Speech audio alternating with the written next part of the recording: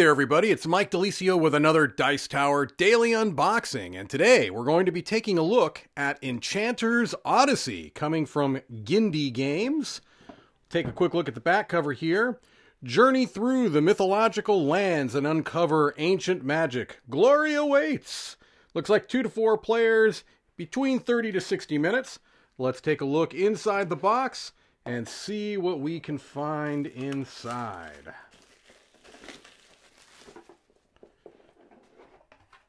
A lot of cards, a whole lot of cards. So clearly this is a card-driven game. Looks like we've got some dials, potentially, maybe to track stats. This is just a whole lot of cards. I'm going to get the rule book out here in a moment, but we'll just kind of look through a couple of these. Looks like a health tracker would be my guess, based on the heart there. That seems to be kind of a universal symbol. And I don't know exactly how this plays out, but let's assume it's like this. Well, probably not actually, but you get the general idea. It might be a dual dial system. It looks like there's another dial here. It might be something like this.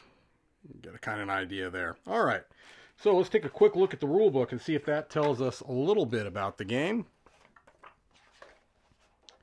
We've got our contents, guide to expansion. So apparently there's a whole lot of expansions in the box. All right, 286 normal size cards, 17 oversized cards, 30 tokens, and other. All right.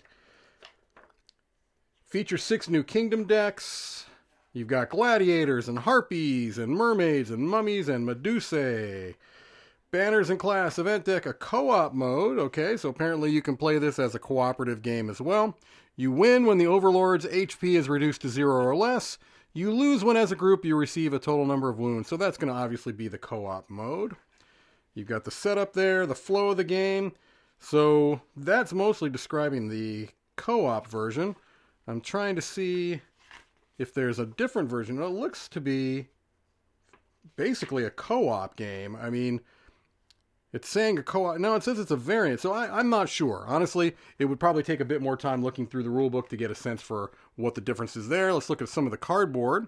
It's fine quality cardboard. They seem pretty basic. There's not a whole lot of them there.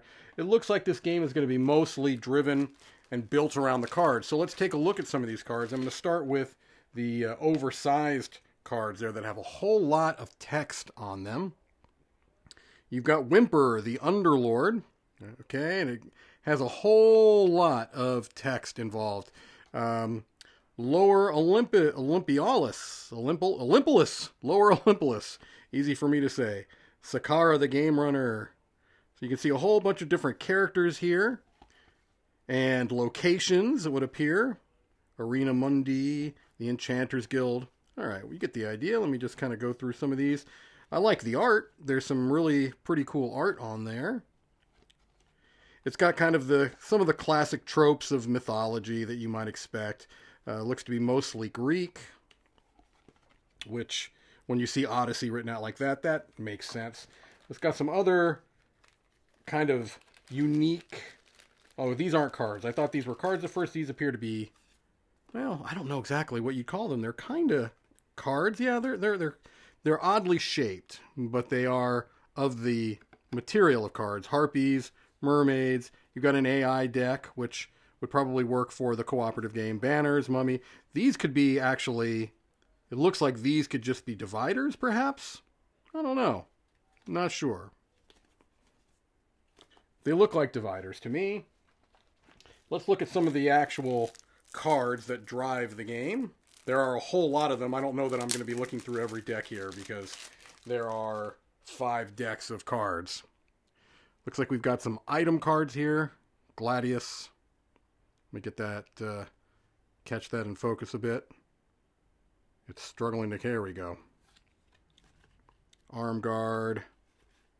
The net of the lion. That's not what you want to see. I don't know anything else, but I know you don't want to see that. Of challenge, of charisma. So it looks like these are cards you play on to other ones. The Gladius of charisma, the Gladius, or the Gladiator of charisma maybe. Who knows? They look like they're modifier cards. Dire Lion. All right, just showing you some of the art here. Looks like some items, perhaps. The Ankh, of sand, of time, of the sun, the mummy. You got an idea of those. Let me pop open another deck here. These look like these are somewhat different looking cards.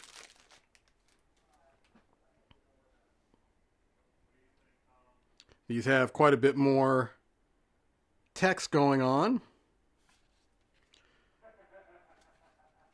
Look like they drive some of the actions, perhaps, in the game.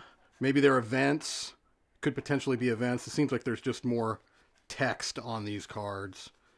Smoke and Mirrors. Strike from the Shadows. Very evocative sounding. Okay. Let's maybe pop open one more deck of cards. I'm trying to see something that looks a little different. This looks a little bit different here. It's got wounds, which I don't think we've seen yet. Wound threshold 50 for easy. So these look like some difficulty cards here. Normal would be 40. Fist. All right. Of Enchanting. The Fist of Enchanting. And you've got more of the cards that are similar to what we've seen before. Okay. Well, I think that gives us a pretty good idea of what's inside the box of Enchanters Odyssey. Thank you for watching another Dice Tower Daily Unboxing. Thanks so much for watching another Dice Tower video. If you enjoy our videos, subscribe to the channel for more fun, comprehensive board game coverage. Also, consider joining us at one of our events.